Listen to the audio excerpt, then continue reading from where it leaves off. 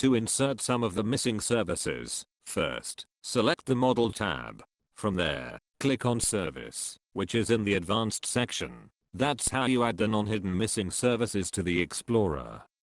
You can just select one from here, and then click on Insert. If you want to hear a little bit more about the usage of those, you may want to watch a little bit more. I'll give the example from this chat service. This was used with the legacy chat service, which is not selected by default.